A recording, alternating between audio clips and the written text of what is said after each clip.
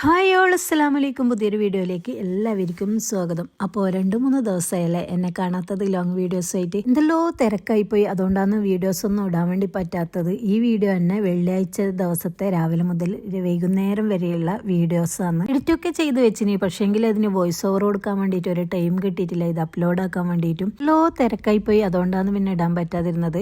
പിന്നെ ഈ വീഡിയോയിൽ 6 ഐറ്റംസിൻ്റെ റെസിപ്പി കാണിക്കുന്നുണ്ട് കേട്ടോ. ഒരു വീഡിയോയിൽ തന്നെ 6 ഐറ്റംസിൻ്റെ റെസിപ്പി ഉണ്ട്. അപ്പോൾ എല്ലാവരും വീഡിയോ ഒന്ന് ഫുള്ളായിട്ട് കാണാം.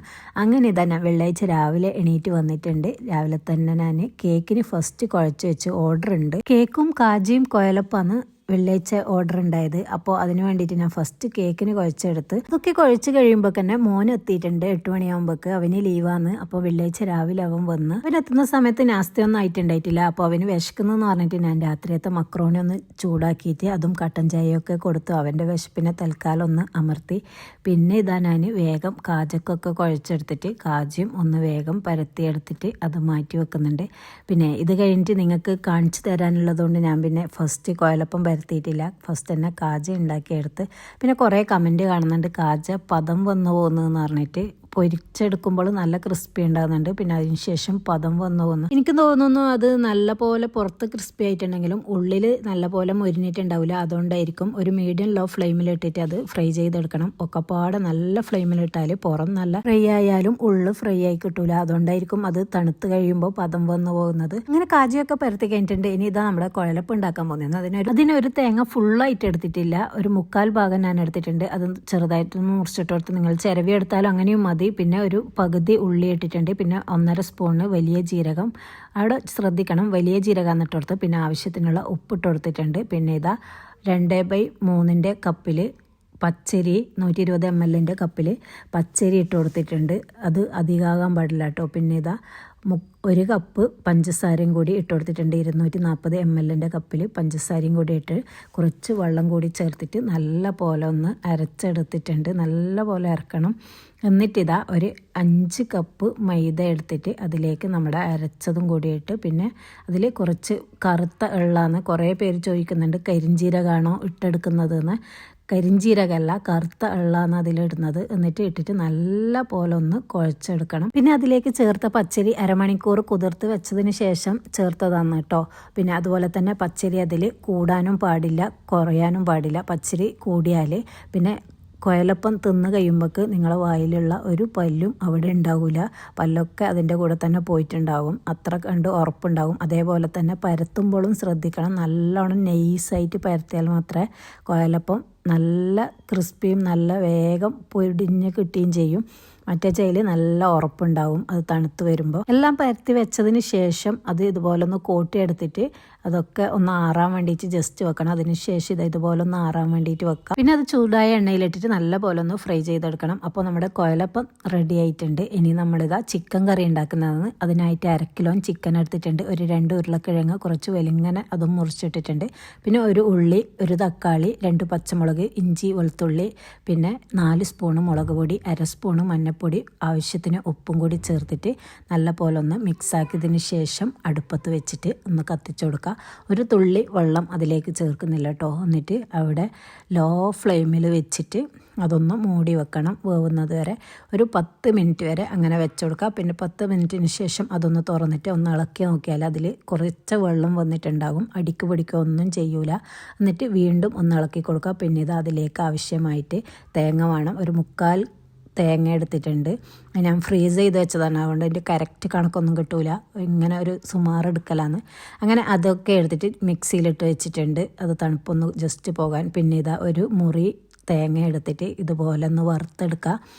അതിന് വെളിച്ചെണ്ണ ഒഴിച്ച് അതിലേക്ക് കുറച്ച് വലിയ ജീരകം ഇട്ട് അത് പൊട്ടുമ്പോൾ അതിലേക്ക് തേങ്ങ ഇട്ടിട്ട് നല്ല പോലെ ചുവന്ന് വരുന്നത് വരെ അത് വറുത്തെടുത്തിട്ട് അത് മിക്സിൻ്റെ ജാറിലിട്ടിട്ട് അടിച്ചു കൊടുക്കണം. അപ്പോൾ ഇതാ നമ്മൾ തേങ്ങാപ്പാലെടുത്തിട്ടുണ്ട്. തേങ്ങേൻ്റെ 3/4 പാല് കൂട്ടിയിട്ടാണ് വറുത്ത തേങ്ങ അരച്ചെടുത്തിട്ടില്ല. നല്ല നൈസായിട്ട് അരച്ചിട്ട് നമ്മുടെ കറി വെന്ത് വന്നിട്ടുണ്ട്. അതിലേക്കൊന്ന് ഒഴിച്ചു കൊടുത്തിട്ടുണ്ട്. പിന്നെ നമ്മുടെ മാറ്റി വെച്ച ഒന്നാം പാലും കൂടി അതിലേക്ക് ചേർത്ത് പിന്നെ മിക്സിൻ്റെ ജാറൊന്ന് ഇതാക്കിയിട്ട് രണ്ടാം പാലും കൂടി അതിലേക്ക് ഒഴിച്ചു കൊടുത്തിട്ടുണ്ട്. എന്നിട്ട് കുറച്ച് ഒരു അര സ്പൂണ് ഗരം മസാലയും അര സ്പൂണ് കുരുമുളക് പൊടിയും ചേർത്ത് കൊടുക്കുക. പിന്നെ കറിവേപ്പിലയും കൂടി ഇട്ടിട്ട് നല്ല പോലെ ഒന്ന് തിളച്ചാൽ നമ്മളെ പണ്ട് കാലത്തിലെ നെയ്ച്ചോറിൻ്റെ ഒക്കെ നേർച്ചക്കൊക്കെ ഉണ്ടാക്കുന്ന നല്ല അടിപൊളി ചിക്കൻ കറി റെഡി ആയിട്ടുണ്ട്. അപ്പോൾ എല്ലാവരും ഒന്ന് ഉണ്ടാക്കി നോക്കുക, ഫീഡ്ബാക്ക് അറിയിക്കുക. സിമ്പിളാണ്, അധികം എണ്ണയൊന്നും ചേർക്കാണ്ട് ഉണ്ടാക്കുന്നതാണ്. അപ്പോൾ എല്ലാവരും ഒന്ന് ഉണ്ടാക്കി നോക്കുക. അതിൻ്റെ മണം വരും, തേങ്ങ ഒക്കെ വറുക്കുന്ന മണം വരുമ്പം തന്നെ പണ്ടത്തെ നേർച്ചൻ്റെ ഓർമ്മ വരും. പിന്നെ ഇതാ ഞാൻ പയറും വറുത്തിട്ടുണ്ട്, ഉച്ചക്കേക്കാണ് ഇതൊക്കെ ആക്കുന്നത്. ഇപ്പോഴേക്കും ഓർഡർ കൊടുക്കേണ്ട സമയമായിട്ടുണ്ട്. അപ്പം വേഗം ഇതൊക്കെ നിരത്തി വെച്ചിട്ടുണ്ട്. കായടിയും സമൂസയും പിന്നെ കൊയലപ്പവും കാജിയും കേക്കും ഇതൊക്കെയാണ്. അപ്പോൾ അതൊക്കെ വേഗം ഒന്ന് പാക്കാക്കിയിട്ട് അതൊന്ന് കൊടുത്തേക്കുന്നുണ്ട്. പള്ളിയിലേക്ക് ജുമാക്ക് പോകേണ്ട ടൈം ആയിട്ടുണ്ട്. അപ്പം പിന്നെ അവരെയും വേഗം ഒന്ന് കൊടുത്തിട്ട് അവർക്ക് കൊടുത്തയച്ചാൽ പിന്നെ ആ പണി അങ്ങ് ഒഴിവായല്ലോ. പിന്നെ ബാക്കി പണിയൊക്കെ എടുക്കണം, ചോറൊക്കെ ഉണ്ടാക്കണം. അത്ര അപ്പം ഉണ്ടാക്കിയിട്ട് അതേ അടുപ്പിൽ തന്നെ ചോറും ഉണ്ടാക്കാമെന്ന് വിചാരിച്ചിട്ട് പിന്നെ ഇതാ ഞാൻ പൈനാപ്പിൾ പച്ചടി ഉണ്ടാക്കുന്നുണ്ട്. അതിനായിട്ട് ഇതാ ഒരു ചട്ടി അടുപ്പത്ത് വെച്ചിട്ട് അതിലേക്ക് കുറച്ച് വെളിച്ചെണ്ണ ഒഴിച്ചു കൊടുത്തതിന് ശേഷം കടുകിട്ട് പൊട്ടിച്ചിട്ട് പിന്നെ ഒരു വറ്റൽമുളകും കുറച്ച് പച്ചമുളകും കൂടെ ഇട്ടിട്ട് നല്ലപോലെ ഒന്ന് വഴറ്റിയതിന് ശേഷം പൈനാപ്പിൾ ചെറുതായി അരിഞ്ഞതും കൂടി ഇട്ടിട്ടുണ്ട്. ആവശ്യത്തിനുള്ള ഉപ്പും അര സ്പൂൺ മഞ്ഞൾപ്പൊടിയും ചേർത്തിട്ട് നല്ലപോലെ ഒന്ന് ഇളക്കി യോജിപ്പിച്ച് അതൊന്ന് വേവാൻ വേണ്ടിയിട്ട് വെക്കണം. അത് വെന്ത് വന്നാൽ ഇതുപോലെ സ്പൂണ് വെച്ചിട്ട് നല്ല പോലെ ഒന്ന് ഉടച്ചെടുത്തതിന് ശേഷം അതിലേക്ക് നല്ല കട്ടി തൈരും കൂടെ ചേർത്തിട്ട് ഇളക്കിയാൽ നമ്മുടെ പൈനാപ്പിൾ പച്ചടി റെഡിയായി. സിമ്പിളാണ്, സൂപ്പർ ടേസ്റ്റാണ്. പിന്നെ ഇതാ ഞാൻ പപ്പടം പൊരിച്ചെടുത്തിട്ടുണ്ട്. അങ്ങനെ പപ്പടവും ചോറും ഒക്കെ റെഡി ആയിട്ടുണ്ട്. എല്ലാം ടേബിളിൽ കൊണ്ടുവച്ച്. നിങ്ങൾ വിചാരിക്കും വെള്ളിയാഴ്ച ആയിട്ട് എന്താ സാധാ ചോറും കറിയൊക്കെയാണ്, ഇവിടെ എല്ലാവർക്കും അത് മതി എന്ന് പറഞ്ഞ ആണുങ്ങൾക്കൊക്കെ. അപ്പം പിന്നെ നെയ്ച്ചോറ് ബിരിയാണി ഒന്നും ഉണ്ടാക്കിയിട്ടില്ല. ചോറൊക്കെ കൊടുത്തതിന് ശേഷം രാത്രിയേക്കുള്ള പൊറോട്ടയ്ക്ക് വേണ്ടിയിട്ട് മാവ് കുഴച്ച് വെക്കുന്നുണ്ട്. അതിനായിട്ട് 6 കപ്പ് മൈദക്ക് 1 മുട്ടയും കുറച്ച് 2 സ്പൂൺ പഞ്ചസാരയും ആവശ്യത്തിനുള്ള ഉപ്പും കൂടി ചേർത്തിട്ട് നല്ല പോലെ ഒന്ന് കുഴച്ചിട്ട് നെയ്യൊക്കെ പുറത്ത് തടവിയിട്ട് അതൊന്നും മൂടി വെച്ചിട്ടുണ്ട്. 4 മണിക്കൂർ ഒന്ന് റെസ്റ്റ് ചെയ്യട്ടെ. അപ്പോൾ ഇതാ കുറച്ച് സമയം ഇന്ന് വെറുതെ ഇരുന്നിട്ടുണ്ട്. പിന്നെ വൈകുന്നേരം അസ്രവാൻ കൊടുത്തേ പിന്നെ ചായക്ക് കടിയാക്കാന്ന് വിചാരിച്ച് പഴം നിറക്കാൻ വേണ്ടിയിട്ട് അതിനായിട്ട് ഒരു പാത്രം എടുത്തിട്ടുണ്ട്. അതിലേക്ക് കുറച്ച് നെയ്യ് ഒഴിച്ചതിന് ശേഷം കുറച്ച് മുന്തിരി ഇട്ട് കൊടുത്തിട്ടുണ്ട്. എൻ്റെ അടുത്ത് കണ്ടിപ്പരിപ്പ് ഉണ്ടായിട്ടില്ല, അതും കൂടി ഉണ്ടെങ്കിൽ അടിപൊളി ഉണ്ടാകും. അങ്ങനെ മുന്തിരിയൊക്കെ നന്നായിട്ട് വഴഞ്ഞു വരുമ്പോൾ അതിലേക്കും 4 മുട്ട കൂടി പൊട്ടിച്ചൊഴിച്ചിട്ടുണ്ട്. പിന്നെ ആവശ്യത്തിനുള്ള പഞ്ചസാരയും ഏലക്കപ്പൊടിയും കൂടിയിട്ട് ഒരു നുള്ളു ഉപ്പും കൂടി ഇട്ടിട്ട് അത് നല്ല പോലെ ഒന്ന് ഇളക്കിയെടുത്തിട്ട് നമ്മുടെ പണ്ടം റെഡി ആയിട്ടുണ്ട്. പിന്നെ ഇത് നല്ല നേർത്ത പഴം എടുക്കണം, എന്നാലേ പഴം നിറച്ചത് ടേസ്റ്റ് ഉണ്ടാകും. ഒരുപാട് വണ്ണമില്ല പഴം എടുത്താൽ അതിൻ്റെ ഉള്ളൊന്നും നല്ല പോലെ വേവില്ല. എനിക്ക് ആ ഉള്ളൊക്കെ നല്ല പോലെ വന്ന പഴം നിറച്ചതേ ഇഷ്ടമുണ്ടാകും. നല്ല ഹൈ ഫ്ലെയിമിലിട്ടിട്ട് പൊരിച്ചെടുത്ത പഴത്തിൻ്റെ ഉള്ളൊന്നും നല്ല പോലെ വേവില്ല. അതുകൊണ്ട് ഇതുപോലത്തെ കുഞ്ഞു കുഞ്ഞു പഴം വാങ്ങിയിട്ട് നിറച്ചാൽ നല്ല ടേസ്റ്റും ഉണ്ടാകും അത് കഴിക്കാൻ വേണ്ടിയിട്ട്. അങ്ങനെ തന്നെ ഞാൻ പഴമൊക്കെ നിറച്ചെടുക്കുന്നുണ്ട്. മോനൊക്കെ വന്നാൽ പിന്നെ വലിയ പെരുന്നാൾ തന്നെയല്ലേ, ഒരേ പണി തന്നെയായിരിക്കും. ചായ ചോറ് ചായൻ്റെ കൂട്ടാനുള്ള കടി എന്ന് പറഞ്ഞിട്ട് ഒരു റെസ്റ്റും ഉണ്ടാവില്ല. ഇങ്ങനെ ഓരോന്നാക്കി കൊടുക്കാൻ വേണ്ടിയിട്ടുള്ളൊരു തന്ത്രപ്പാടായിരിക്കും അന്നത്തെ ദിവസമൊക്കെ ഫുൾ ഉണ്ടാല്. അങ്ങനെ തന്നെ ഞാൻ പഴമൊക്കെ നിറച്ച് കഴിഞ്ഞിട്ടുണ്ട്. ഇനി അതിൽ കുറച്ച് മൈദയും ഉപ്പും പഞ്ചസാരയും വെള്ളം കൂടി ചേർത്തിട്ട് നല്ലപോലെ ഒന്ന് മൈദ കലക്കി എടുത്തിട്ടുണ്ട്. എന്നിട്ട് അതിലേക്ക് നമ്മുടെ പഴം നിറച്ചത് ഓരോന്നും മുക്കിയിട്ട് ഇതുപോലെ ഒന്ന് ഫ്രൈ ചെയ്തെടുക്കുന്നുണ്ട്. ആദ്യം ഹൈ ഫ്ലെയിമിൽ ഇടും. അത് ഇടുമ്പം പിന്നെ ഞാൻ ലോ ഫ്ലെയിമാക്കി വെച്ചിട്ട് നല്ല പോലെ ടൈം എടുത്തിട്ടാണ് അത് കുക്കാക്കൽ. എന്നാലേ അതിൻ്റെ ഉള്ളിൽ നല്ല പോലെ വെന്ത് കിട്ടും. അങ്ങനെ നമ്മുടെ പഴം നിറച്ചതൊക്കെ റെഡിയായ സമയം കൊണ്ട് തന്നെ നമ്മുടെ ഒരു ഭാഗത്ത് വെള്ളം തിളച്ചിട്ടുണ്ട് ചായക്കില്ല. അങ്ങനെ കട്ടൻ ചായയും കോഫിയൊക്കെ ഉണ്ടാക്കി അതൊക്കെ ടേബിളിൽ വെച്ചിട്ട് ഗ്ലാസ്സിലേക്ക് ഒഴിച്ചു കൊടുത്തിട്ടുണ്ട്. അങ്ങനെ അവിടെ ഇരുന്ന് റാഹത്തായിട്ട് അത് കുടിച്ച്. അപ്പോൾ എന്നും പറയുന്നത് പോലെ എൻ്റെ വീഡിയോ അതേ കാണുന്നവരാണെങ്കിൽ ലൈക്ക് ചെയ്യുക, ഷെയർ ചെയ്യുക, സബ്സ്ക്രൈബ് ചെയ്യുക. അങ്ങനെ ചായ കുടിയൊക്കെ കഴിഞ്ഞതിന് ശേഷം ഇതാ അടുത്ത ഡ്യൂട്ടി. അത് പൊറോട്ട നേരത്തെ കുഴച്ച് വെച്ചിട്ടില്ലേ, ഇനി അതൊക്കെ ഒന്ന് ബോൾസാക്കി എടുക്കണം. അങ്ങനെ എല്ലാം ബോൾസാക്കിയതിന് ശേഷം ഇതുപോലെ അതിൽ നിന്ന് ഒരു ബോൾ എടുത്തിട്ട് പരത്തിയതിന് ശേഷം കയ്യിൽ എണ്ണ തടവിയതിന് ശേഷം ഇതുപോലെ ജസ്റ്റ് ഒന്ന് അടിച്ചു കൊടുത്തിട്ട് അതിന് ശേഷം ഇതുപോലെ കുഴൽ വെച്ചിട്ട് പരത്തിയാൽ നല്ല പോലെ നൈസായിട്ട് വരും. പിന്നെ ഇതുപോലെ ഒന്ന് റൗണ്ട് ചുറ്റിയെടുത്താൽ പൊറോട്ടക്കുള്ള മാവ് റെഡി ആയി കിട്ടും. അങ്ങനെ ഞാനിതാ വേഗം ഓരോന്നും ചെയ്തെടുക്കുന്നുണ്ട്. അങ്ങനെ എല്ലാ പൊറോട്ടൻ്റെ ബോൾസും ഇതുപോലെ ചെയ്തിട്ട് അത് റൗണ്ടാക്കി വെച്ചിട്ടുണ്ട് പാത്രത്തിലേക്ക്. ഇനി ഇത് എത്ര സമയം വെച്ചാലും ഒരു പ്രശ്നമില്ല കേട്ടോ. ഇനിയിപ്പം നമുക്ക് രാവിലെ തന്നെ പൊറോട്ട ഉണ്ടാക്കണമെന്നെങ്കിൽ തലേന്ന് രാത്രി ഇതുപോലെ ചെയ്തിട്ട് ഇതുപോലെ ഒരു പാത്രത്തിൽ വെച്ചിട്ട് ഒരുപോലെ നിരത്തി വെക്കണം.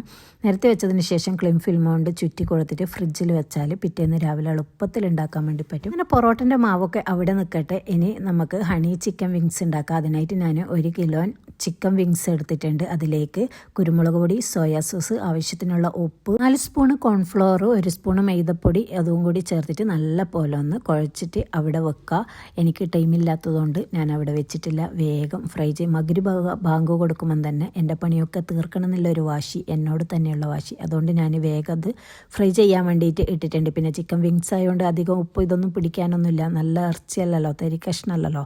അതുകൊണ്ട് പിന്നെ അതിലേക്ക് നല്ലപോലെ ഉപ്പും പുളിയൊക്കെ പിടിക്കും. അങ്ങനെ ഇതാ ഞാൻ ഒരു ഭാഗത്ത് ചിക്കൻ വിങ്സൊക്കെ ഫ്രൈ ചെയ്യാൻ വെച്ചിട്ടുണ്ട്. ഒരു ഭാഗത്ത് ഞാൻ വേഗം പൊറോട്ടയൊക്കെ ചുട്ടെടുക്കുന്നുണ്ട്.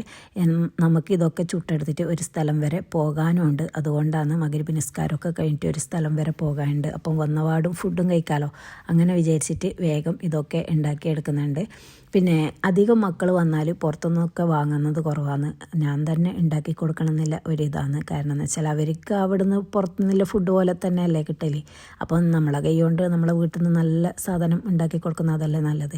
അങ്ങനെ ഞാൻ വേഗം പൊറോട്ടയൊക്കെ ഉണ്ടാക്കിയെടുക്കുന്നുണ്ട്. ഞാനത്തെ വീഡിയോയിലെ കമൻസൊക്കെ ഒരുപാട് സന്തോഷമുണ്ട്. ആ കമൻസൊക്കെ കണ്ടപ്പോൾ ഒരുപാട് പേർക്ക് എന്നെ ഇഷ്ടമുണ്ടെന്നൊക്കെ അറിഞ്ഞപ്പോൾ ഒരുപാട് സന്തോഷം. എന്ത് പറഞ്ഞാന്ന് നിങ്ങൾക്ക് നന്ദി അറിയിക്കേണ്ടെന്ന് എനിക്കറിയില്ല. എൻ്റെ മനസ്സിൻ്റെ ഉള്ളിൽ തട്ടിയിട്ടാണ് നിങ്ങളോട് പറയുന്നത്. ഒരുപാട് സ്നേഹം മാത്രം എല്ലാവരോടും. അങ്ങനെ പൊറോട്ട ഇതാ ചുട്ടെടുത്തിട്ടുണ്ട്. ഇനി നല്ല പോലെ ഇതുപോലൊന്ന് അടിച്ചെടുത്താലേ പൊറോട്ടയെന്ന് വിളിക്കാൻ പറ്റൂ. അപ്പോൾ നല്ല പോലെ എൻ്റെ എല്ലാ കലികളും ആ പൊറോട്ടയിൽ തീർത്തിട്ട് അതിനടിച്ചെടുത്തിട്ടുണ്ട്. അങ്ങനെ പൊറോട്ട ചുടൽ കഴിഞ്ഞിട്ടുണ്ട്. ഇനി ഇതാ ചിക്കൻ വിങ്സ് ഉണ്ടാക്കിയെടുക്കുകയെന്ന്. അതിനായിട്ട് ഇതാ ഫ്രൈ ചെയ്തിട്ട് കഴിഞ്ഞിട്ടുണ്ട്. 2 ട്രിപ്പ് ഇട്ട് ഇത് 3ാമത്തെ ട്രിപ്പാണ്. അങ്ങനെ അതും കൂടി കോരി മാറ്റി വെക്കുന്നുണ്ട്. എൻ്റെ ജീവിതത്തിൽ 1 വർഷം കൂടി കൊഴിഞ്ഞു പോയിരിക്കുന്നു. അൽഹംദുലില്ലാ, അള്ളാഹുവിന് സ്തുതി. അതെ, എൻ്റെ ആയുസിൻ്റെ 1 വർഷം കൂടി കൊഴിഞ്ഞിരിക്കുന്നു. അപ്പോൾ ഇന്ന് എൻ്റെ ബർത്ത്ഡേ ആണ്. ആഘോഷങ്ങളൊന്നുമില്ല, ആശംസകൾ മാത്രം. അപ്പോൾ എല്ലാവരും ഒന്ന് ആശംസിച്ചോ. ഇനി നമുക്ക് ചിക്കൻ ഹണി വിങ്സ് ഉണ്ടാക്കാം. അതിനായിട്ട് ഒരു പാത്രം അടുപ്പത്ത് വെച്ചിട്ടുണ്ട്. അതിലേക്ക് 1 സ്പൂൺ മിൽമ നെയ്യ് ഒഴിച്ചതിന് ശേഷം കുറച്ച് വെളുത്തുള്ളി ചതച്ചത് കൂടി ഇട്ടിട്ട് നല്ലപോലെ ഒന്ന് മൂപ്പിച്ചെടുക്കുക. പിന്നെ അതിലേക്ക് ഒരു 5 സ്പൂൺ ചില്ലി ഫ്ലെക്സ് ഇട്ടിട്ട് അതും നല്ലപോലെ മൂപ്പിച്ചതിന് ശേഷം കുറച്ച് ടൊമാറ്റോ സോസും സോയാ സോസും കൂടി ചേർത്ത് നല്ലപോലെ ഒന്ന് വഴറ്റിയെടുക്കുക. പിന്നെ അതിലേക്ക് 2 സ്പൂൺ കോൺഫ്ലവർ അത് വെള്ളത്തിൽ കലക്കിയിട്ട് അതും കൂടി ഒന്ന് ഒഴിച്ചു കൊടുത്തിട്ട് നല്ലപോലെ ഒന്ന് ഇളക്കി വേവിച്ചെടുക്കുക. പിന്നെ ആവശ്യത്തിനുള്ള ഉപ്പ് കൂടി ഇട്ട് കൊടുത്തിട്ടുണ്ട്. പിന്നെ ഇതിലേക്ക് വേണ്ടത് തേനാണ്. തേൻ എൻ്റെ കയ്യിലില്ലാത്തതുകൊണ്ട് ഞാൻ പഞ്ചസാര 2 സ്പൂൺ ഇട്ട് കൊടുത്തിട്ട് അഡ്ജസ്റ്റ് ചെയ്തിട്ടുണ്ട്. അപ്പോൾ അതൊക്കെ ഒന്ന് സോസാക്കിയതിന് ശേഷം അതിലേക്ക് നമ്മുടെ ചിക്കൻ ഇട്ട് കൊടുക്കുക. എന്നിട്ട് നല്ലപോലെ ഒന്ന് ഇളക്കി യോജിപ്പിച്ച് കുറച്ച് വെളുത്തുള്ളും കൂടി ഇട്ടാൽ ചിക്കൻ ഹണി വിങ്സും റെഡി ആയിട്ടുണ്ട്. അപ്പോൾ എല്ലാ ഐറ്റംസ് എല്ലാവരും ഉണ്ടാക്കി നോക്കുക, ഫീഡ്ബാക്ക് അറിയിക്കുക. അപ്പോൾ ഇത്രയൊക്കെ തന്നെയുള്ളൂ വെള്ളിയാഴ്ചത്തെ വിശേഷങ്ങൾ. പുതിയൊരു വീഡിയോയുമായി വരുന്നത് വരേക്കും ബൈ.